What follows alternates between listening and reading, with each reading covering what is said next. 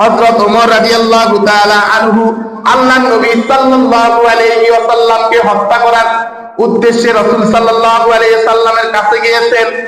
এর আগে তো তার বোনকে অত্যাচার করেছে, সেখানে তিনি কিছু নরম হয়ে গেছে।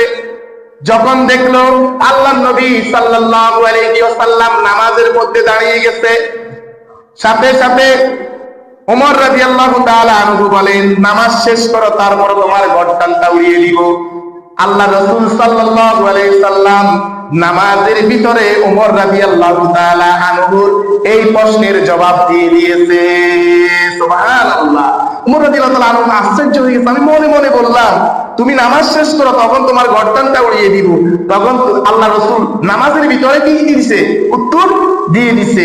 যখন এইভাবে, আচ্ছা ঠিক আছে, এটা তো খুব সুন্দর একটি গ্রন্থ, এটা মনে হয় রাসূল সাল্লাল্লাহু আলাইহি সাল্লামকে কোনো জিনে শিখাই দিচ্ছে বা জিনে পড়তেছে। সাথে সাথে আল্লাহ রাসূল সাল্লাল্লাহু আলাইহি সাল্লাম তার উত্তর নামাজের ভিতরে দিয়ে দিয়েছে। সবাই বলেন সুবহানাল্লাহ।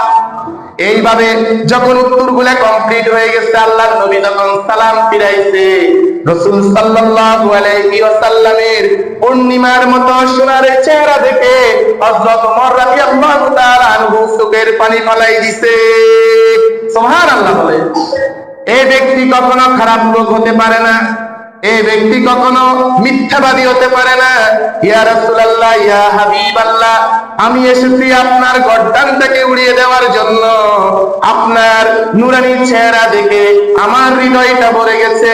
মনে হয় জন্মের পর থেকে এত সুন্দর শান্তি, এত আরামদায়ক শান্তি আমি কখনো পাই নাই। আপনার চেহারা মুবারক দেখে আমার কলিজাটা ভরে গেছে।